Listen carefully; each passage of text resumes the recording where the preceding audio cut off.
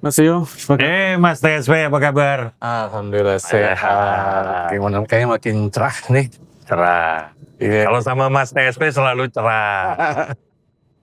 Ini kita sekarang mau ngobrolin depan kita ada kromboloni ini. Ini katanya kromboloni ini apa namanya kalau kita masukin satu tempat kemudian kita buka gitu itu memancing orang jadi pengen ikut menikmati gitu kan. Iya. Nah, katanya itu seperti kita hidup privasi kita tuh kayak dibuka gitu. Nah, sebenarnya soal sekarang kan makin sensitif nih di dunia medsos sekarang nih ya, soal Iya. privasi. Sebenarnya privasi itu apa sih, Mas?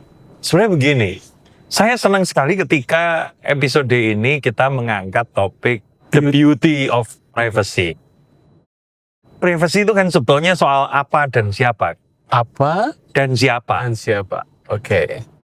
Terkait dengan sebuah informasi. Oke. Misalnya begini, soal penghasilan. Penghasilan barangkali bukan privacy. Kalau antar suami dan istri, antar pasangan. Orang yang mau menikah harus itu. Tetapi bisa jadi penghasilan itu merupakan privacy untuk orang yang tidak terlalu dekat. Artinya kan itu soal siapanya. Ya. Penghasilan soal apanya. Tapi kalau tadi orang ngomong sesuatu yang umum, hari ini hujan ya, atau hari ini cuacanya tidak menentu, itu informasi yang bebas dinikmati pada siapapun kita bisa bercerita itu. Jadi privacy itu soal apa dan siapa.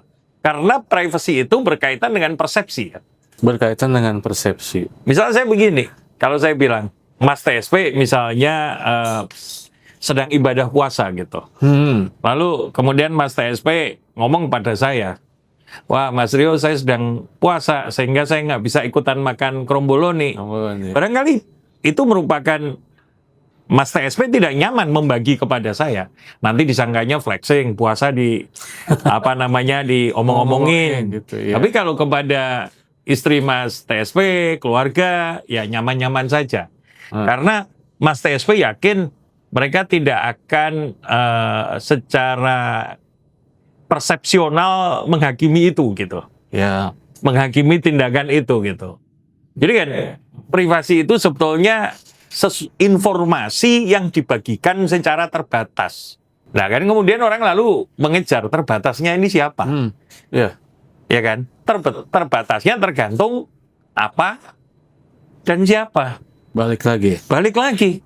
Sebenarnya kan secara naluriah ini sudah pengetahuan tentang beauty of privacy ini sudah kita punya dari zaman waktu kita kecil. Waktu kita sekolah dulu kan kita selalu ngomong, saya begini-begini, tapi jangan ngomong-ngomong ya. Tapi jangan ngomong-ngomong ya. Yeah. Nah, itu artinya apa? Kita mau membagi, kita ingin berbagi, tapi secara terbatas. Karena pada kodratnya, manusia ini nggak bisa hidup sendiri. Manusia ini makhluk yang ingin berbagi. Tetapi manusia ini juga butuh ruang aman. Sehingga kalau kita lihat nih, belakangan, media sosial kan menyadari kebutuhan itu.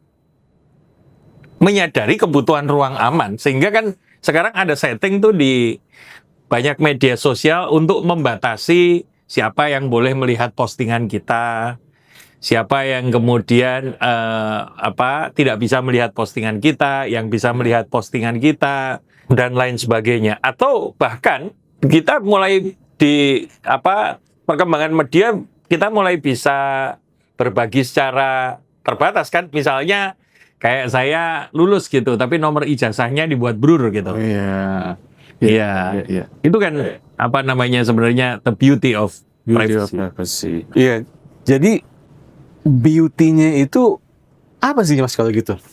Beauty-nya itu seni mengelola persepsi orang.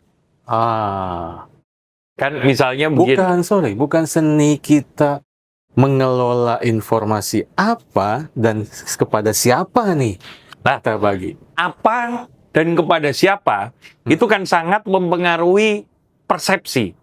Persepsinya kan akan terbentuk begitu. Misalnya kalau kepada unggahan yang bisa dilihat oleh Mas TSP, saya selalu mengunggah rajin olahraga gitu.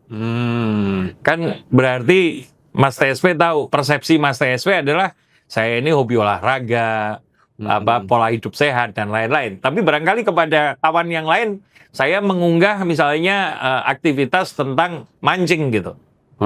Berarti persepsinya kawan yang lain, saya ini hobi mancing. Jadi sebetulnya apa dan siapa ini kan pertanyaannya lebih lanjut kan, persepsi apa yang akan dibangun oleh siapa. Jadi otomatis ya ketika Iya. kita sharing Iya, apa informasi iya. kepada misalnya kawan-kawan kita, dengan sendirinya terbentuk itu persepsi ya. Betul. Dan maka belakangan kan orang selalu bilang bahwa kadang-kadang di dalam, sekarang kan istilah banyak media sosial orang bilang oversharing. Itu betul. Oversharing itu kan belakangan muncul istilah pencitraan. Sebetulnya pencitraan itu istilah lama, tapi kemudian dipopulerkan kemudian secara politis, gitu ya. Iya.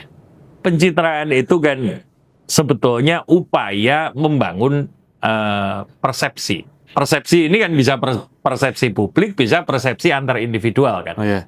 Privacy itu kan tentu sangat tergantung pada persepsi apa yang mau dibangun. Jadi kalau saya mau membangun persepsi A, berarti bagian B, C, D saya jadikan privacy, tidak saya munculkan. Contoh yang paling sederhana, kalau saya mau membangun persepsi casual, ya saya pakai baju casual. Kalau saya mau membangun persepsi formal, ya saya pakai jas. Itu kan sangat persepsional kan. Ya. Situasinya, maka di dalam filsafat tuh ada namanya cognito ergo sum. Cogito. Cogito ergo sum. Nah, itu kan aku berpikir, maka aku ada. Ya. Sekarang, dengan era media sosial 4.0 dan 5.0, kadang-kadang orang mendahulukan kecepatan dibanding ketepatan. Itu kenapa? Karena ada euforia bahwa orang ini senang berbagi, oversharing tadi. Padahal kan ketepatan itu sangat penting. Once after diketahui publik, itu akan membentuk persepsi selamanya. Makanya kan sekarang sering muncul hati-hati dengan media sosial, karena jejak media sosial itu akan sulit untuk dihapus, kemudian atau jejak digital dan lain sebagainya. Sehingga apa yang menjadi privacy itu benar-benar harus ditentukan.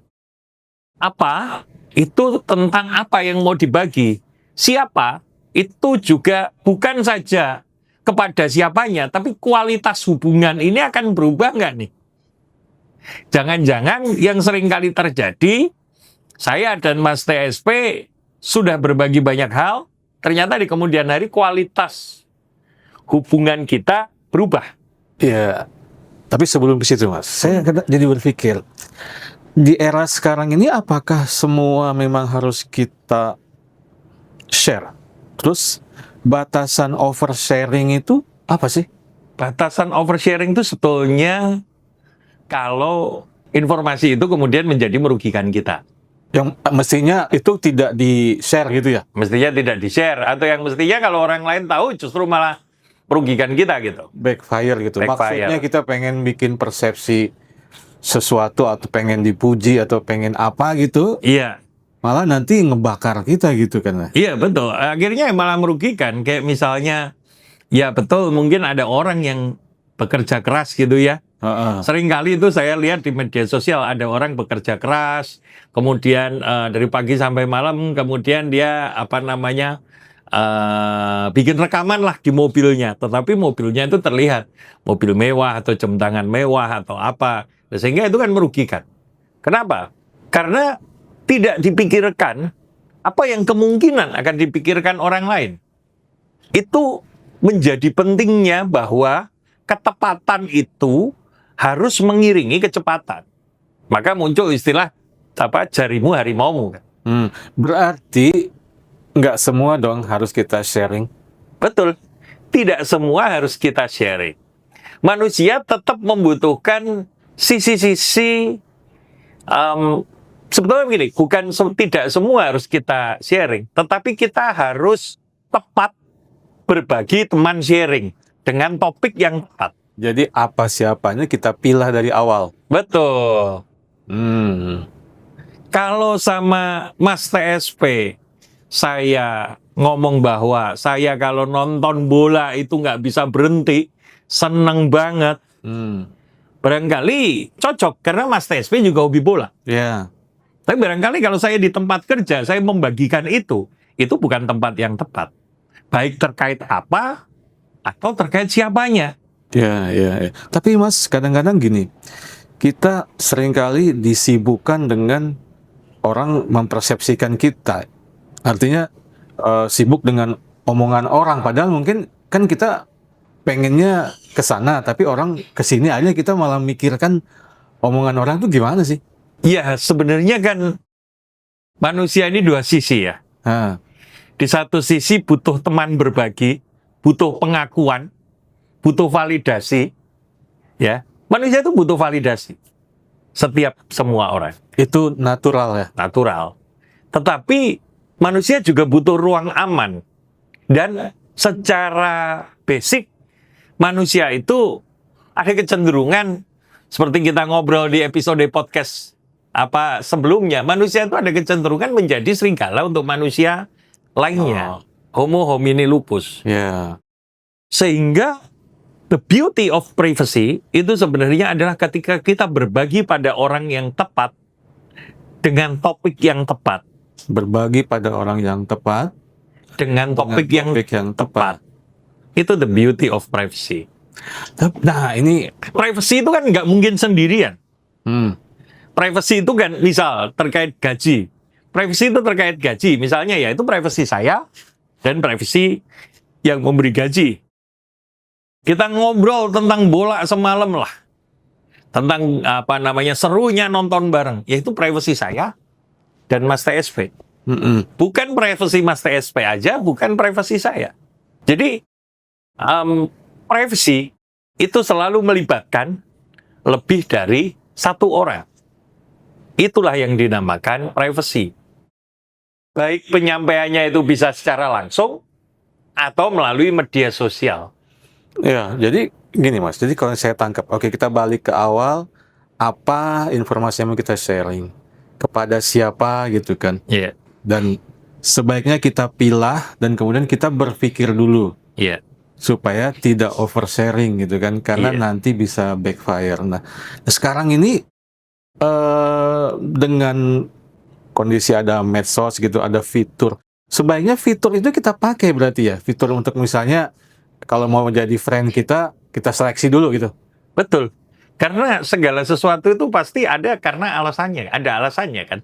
Fitur itu kan pasti diciptakan karena ada alasannya. Iya, iya, iya, iya. Misalnya fitur untuk blog. Di Instagram itu ada fitur untuk blog. Ada fitur untuk membagikan kepada siapa saja yang boleh lihat. Ada fitur untuk membentuk kelompok-kelompok kecil, close friend.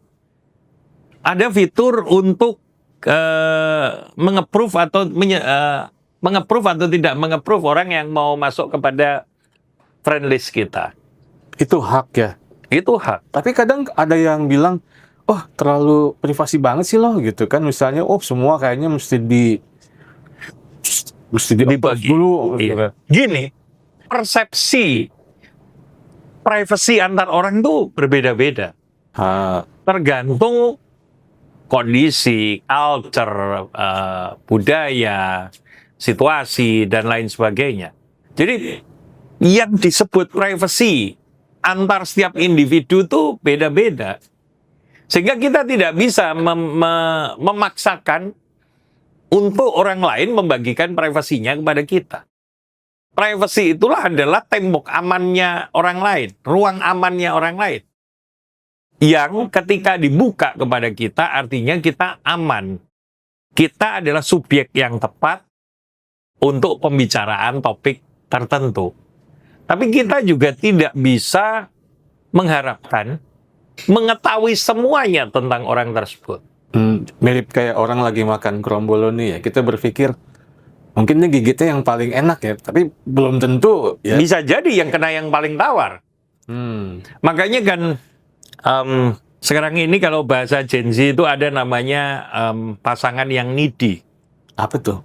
Nah, pasangan yang needy ini adalah pasangan yang tidak menghargai privasi temannya.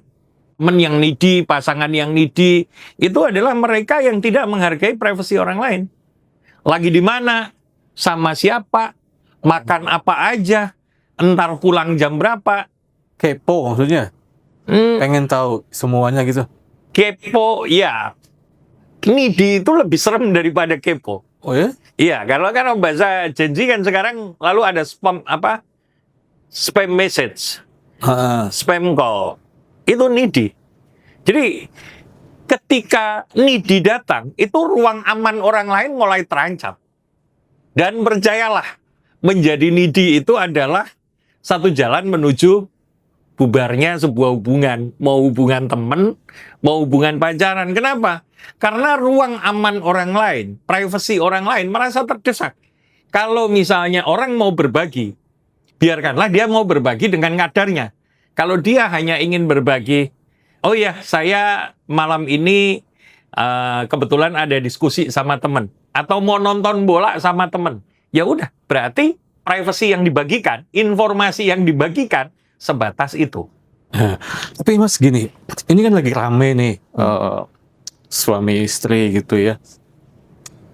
Tiba-tiba istrinya memposting sesuatu yang merugikan suaminya. Padahal kan kita pikir tuh dia orang dekat, gitu kan? Tapi dia akhirnya sharing sesuatu yang merugikan pihak suaminya. Nah itu di situ batasan privasi. Artinya privasi suami dan istri itu dalam keluarga seringkali jadi kayaknya blur atau gimana? Itu yang tadi saya bilang, bahwa privacy itu kan soal memanage persepsi orang lain.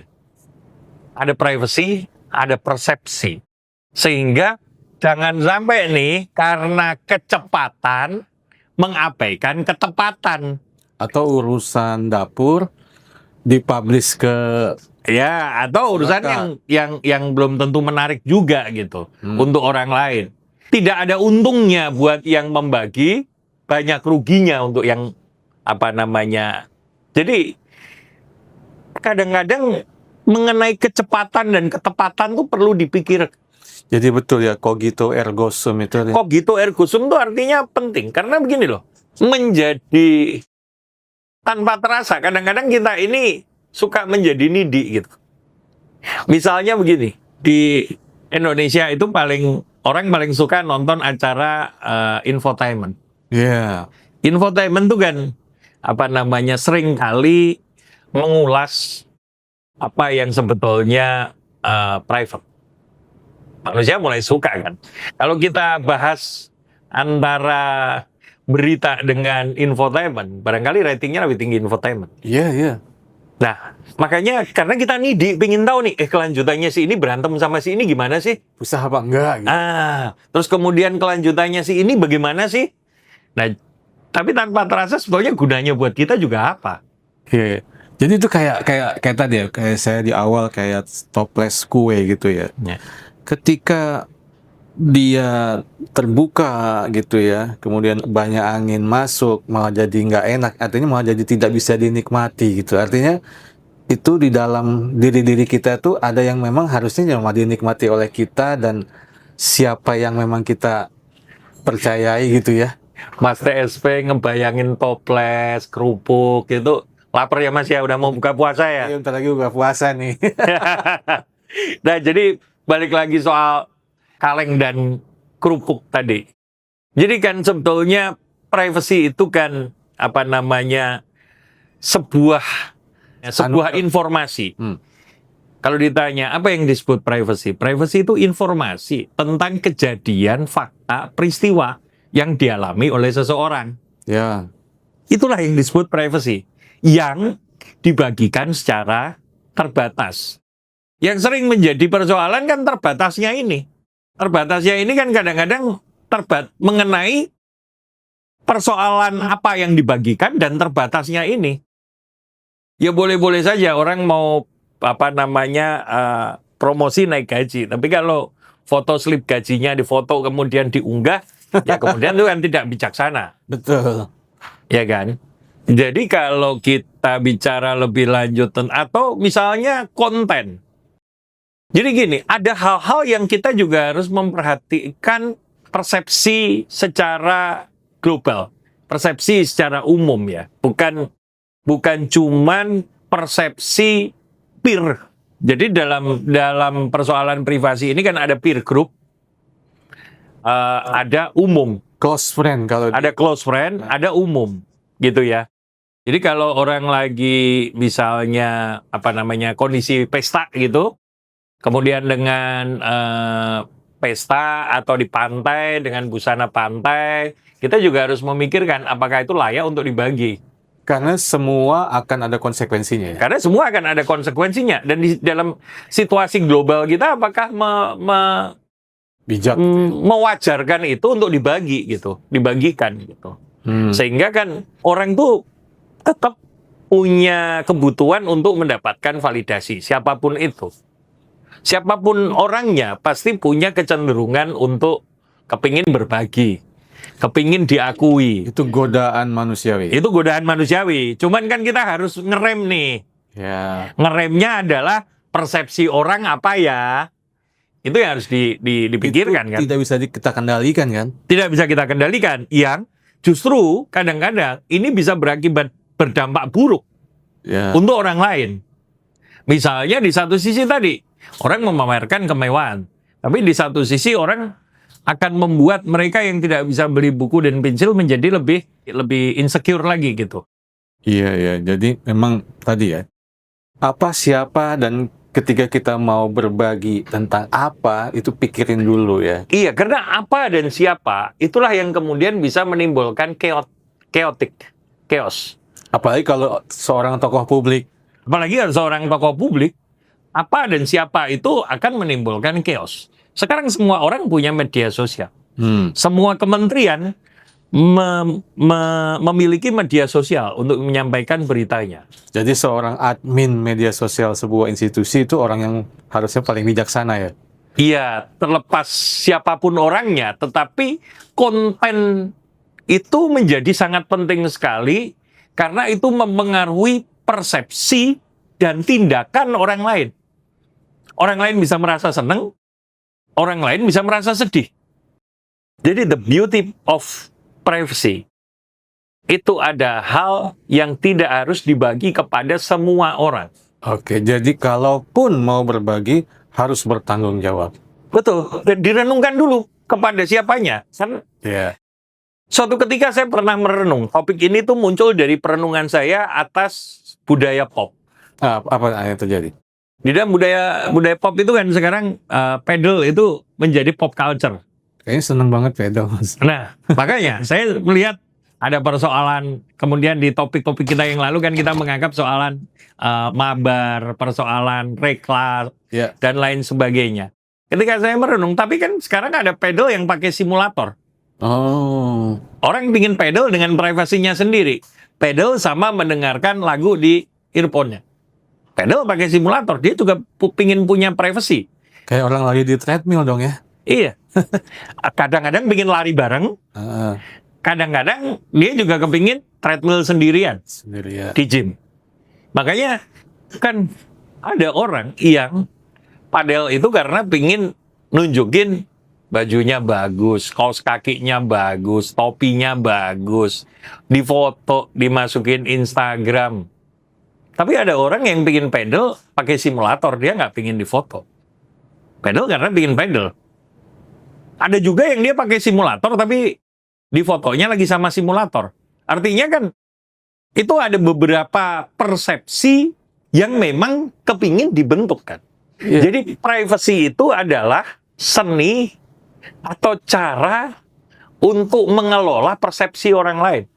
Itu beauty of privacy. Beauty of privacy. Seni mengelola. Jadi apa yang sebenarnya terjadi biarlah diketahui orang yang tepat saja.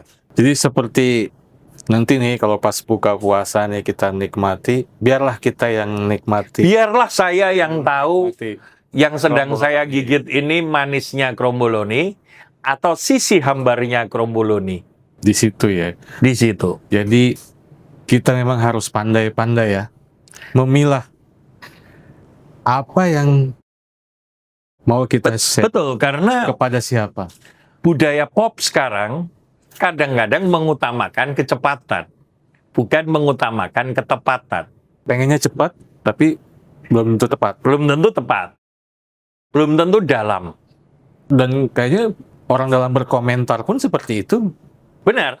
Artinya tidak dipikirkan orang lain bagaimana perasaan yang menerimanya gitu. Jadi sebenarnya ketika kita membagikan sesuatu, kita harus memastikan betul ruang aman kita sudah ada.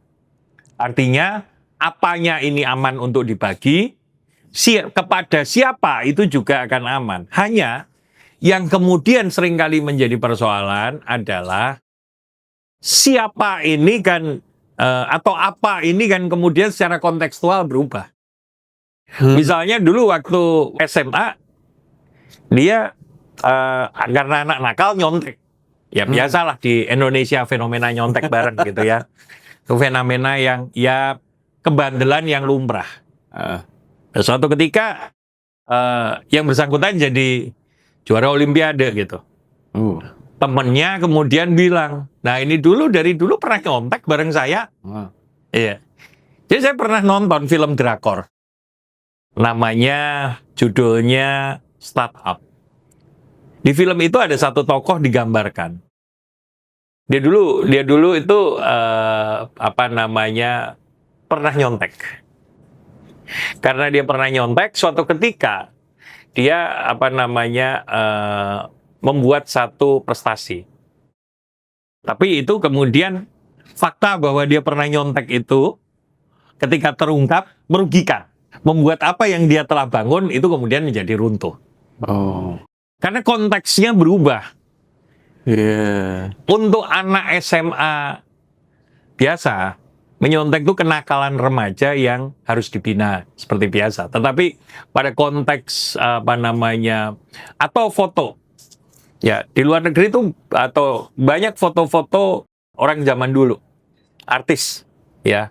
Banyak foto-foto artis sebelum menjadi artis. Iya. Kemudian ketika dia menjadi artis, foto itu terungkap. Banyak publik yang responnya nggak positif juga. Konteksnya sudah berubah. Konteksnya sudah berubah. The beauty of privacy adalah kita berbagi pada orang yang tepat, mengenai hal yang tepat, pada konteks yang tepat. Tapi resiko persepsi itu tetap akan ada. Akan selalu ada. Karena tidak ada yang bisa menjamin hubungan antar individu itu selalu tetap. Ya. Mas, ini saya jadi ingat dulu saya diajarin oleh orang. Bicara benar di tempat yang benar, pada waktu yang benar. Jadi, kan bisa jadi ngomongnya benar, tapi tempatnya salah, jadi penerimaannya bisa keliru. Betul. Setuju tuh Mas? Setuju. Karena ada hal yang memang tidak harus kita bagikan. Itulah privacy. Seperti kita nanti nikmati kromboloni, biarlah lidah kita yang merasakan manis atau hambarnya kromboloni. Wah, oke Mas. Thank you. Sampai ketemu di episode terakhir, episode 6. Thank you Mas.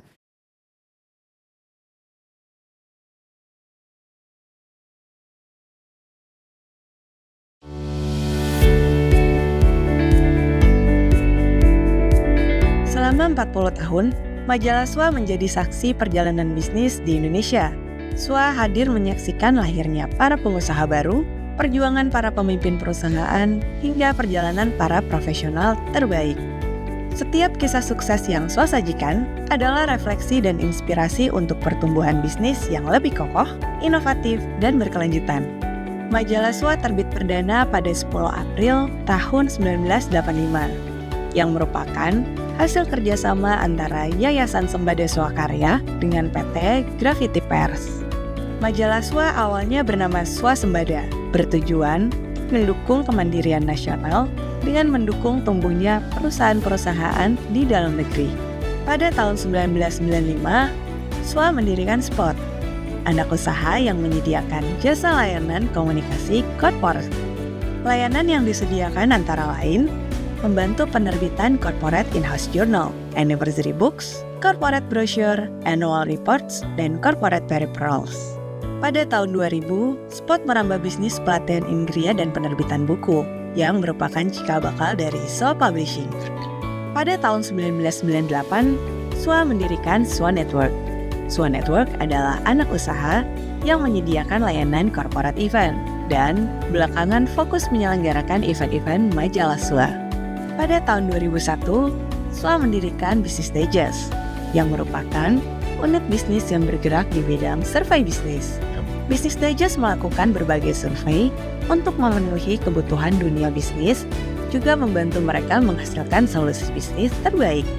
Saat ini Business Digest juga banyak melakukan omnibus survey untuk menghasilkan best practices dan indikator di bidang marketing, manajemen, dan komunikasi korporat.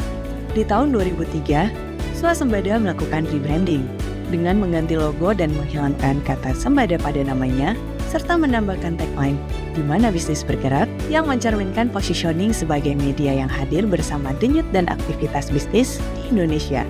Sebagai media yang bertekad memberikan solusi dalam pengelolaan bisnis, memasuki milenium 2000, SWA banyak melakukan survei-survei, assessment, dan pemeringkatan untuk memvalidasi pengelolaan perusahaan-perusahaan di Indonesia, dan tentunya agar mendapatkan best practices yang bisa dijadikan benchmark dan sumber inspirasi kalangan bisnis.